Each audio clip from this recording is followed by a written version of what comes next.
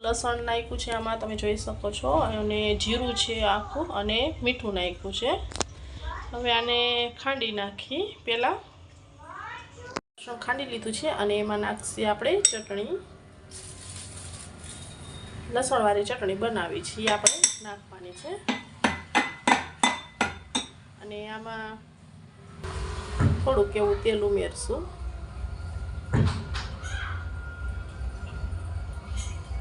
બસ, ચાલો હવે આને ખાંડી લેશું. અને આપણી ચટણી બનીને રેડી થઈ ગઈ છે લસણવાળી. હવે આગળની પ્રોસેસ કરશું આપ. ચાલો, તો હવે આપણે તપેલું રાખી દીધું છે અને આમાં થોડુંક તેલ ઉમેરશું. અને કાજુને થોડા એવા ફ્રાય કરી લેશું. કાજુને ધીમા તાપે ફ્રાય કરવાના છે, નકર છે ને બળી જશે. કાજુ ખાયો કાં ફ્રાય થઈ જશે, એટલે ધીમા તાપે તમે ફ્રાય કરશો ને તો સારા ફ્રાય થશે. ઓકે, તો અહીંયા આપણા કાજુ ફ્રાય થાય છે, તમે જોઈ શકો છો. અને અમારે આ બેનને વચ્ચે જોવા આવવું જ પડે.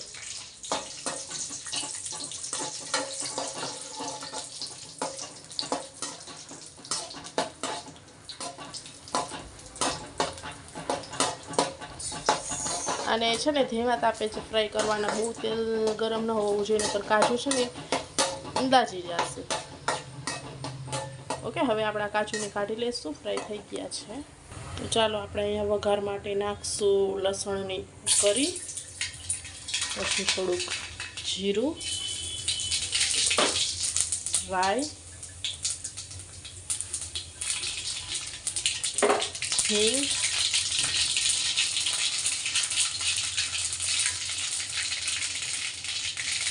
અને ડુંગળી નાખી દઈશું થોડીક.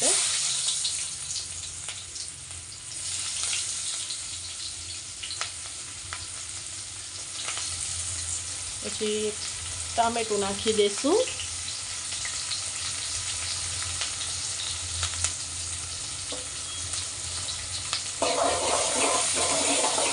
પછી એને થોડીક સાંકળી જાય ત્યાં સુધી પકાવવાની છે. પછી આપણે લસણની ચટણી નાખી દઈશું. પછી આપણે થોડીક હળદર નાખશું.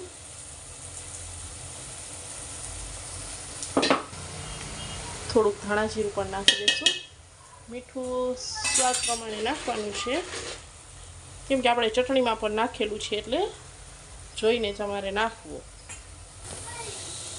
હવે અહીંયા આપણે નાખશું છાશ. ઓકે, છાશ નાખવાની છે.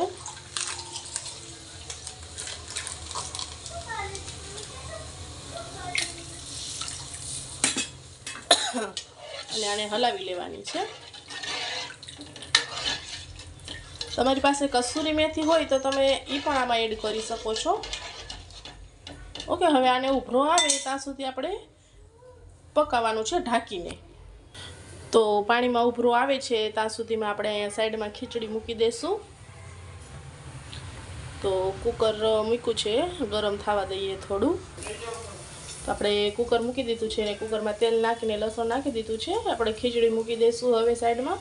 આમાં ગાંઠિયાને ઉમેરી દીધું છે, એટલે એ તો થાય છે સાઈડમાં. અને બસ લસણ થઈ જાય એટલે આપણે ડુંગળી એડ કરી દઈશું અંદર. અને મને કમેન્ટમાં કહેજો કે આવી રીતના કોણ કોણ ખીચડી બનાવે છે. આજે હું જે રીતે બનાવું છું એ રીતે. આપણું લસણ પણ થઈ ગયું છે લાલ. હવે એમાં થોડીક હિંગ નાખશું. પછી એમાં ડુંગળી નાખી દઈશું. અને જરા હલાવી લેશું. અને એમાં હળદર નાખી દઈશું. પછી એને હલાવી લેશું આપણે.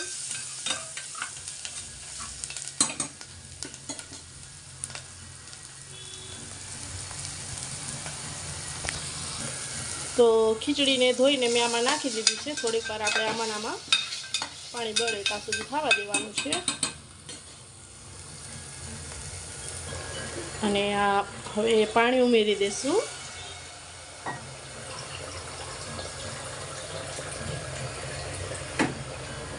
2 ગ્લાસ. તમારે પતલી ખીચડી જોતી હોય તો ઝાઝું પાણી ઉમેરવાનું છે. અમે નોર્મલ પતલી બહુ નહીં ને બહુ ઓલી પણ નહીં. હવે કુકરમાં મીઠું એડ કરવાનું છે. હજી મીઠું એડ કરી દઈશું અને હવે હલાવી દઈશું અને કુકરને 3 વિસલ આવવા સુધી બંધ કરી દઈશું. શાક પણ ઓલમોસ્ટ થઈ ગયું છે અને અહીંયા થોડીક એવી આપણે ખાંડ નાખીશું, બહુ ઝાઝી નહીં, થોડીક જ. ઓકે, તો આપણું શાકમાં કોથમીર નાખી દઈ પછી આપણું શાક કમ્પ્લીટ. તો હવે અહીંયા મેં તાવડી મૂકી દીધી છે અને આપણે બાજરાનો રોટલો કરવાનો છે, એટલે આમાં મેં લોટ ચારી લીધો છે અને એમાં મીઠું એડ કરી લીધું છે. અને હવે આપણે સરસ મજાનો લોટ બાંધી લેશું જરા જરા પાણી નાખીને.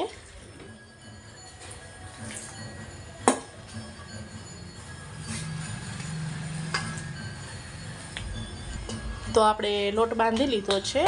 આ રીતે લોટ બાંધવાનો છે, આવી રીતના. અને હવે આપણે રોટલો બનાવી લેશું. તો આપણા બાજરાનો રોટલો બની ગયો છે અને શેકાય તો ખીચડી પણ થઈ જશે.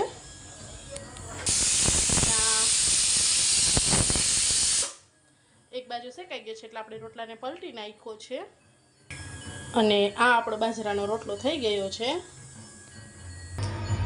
તો આ છે આપણું ગાંઠિયાનું શાક, ખીચડી, બાજરાનો રોટલો અને સાથે ડુંગળી. એ પણ ધૂંબો મારીને ખાવાની છે. ધૂંબો મારીને ડુંગળીને ખાવ એટલે એનો સ્વાદ જ કંઈક અલગ આવે છે. એકવાર તમે બધા આ બધું જરૂરથી ટ્રાય કરજો અને મને કમેન્ટમાં જણાવજો કે કેવું બન્યું છે આ શાક, રેસીપી, બાજરાનો રોટલો. અને હા, સ્પેશિયલી ડુંગળીને હંમેશા ધૂંબો મારીને એકવાર ટ્રાય કરજો, બહુ મીઠી લાગશે. Okay bye. Like and subscribe कर देना मेरी चैनल को.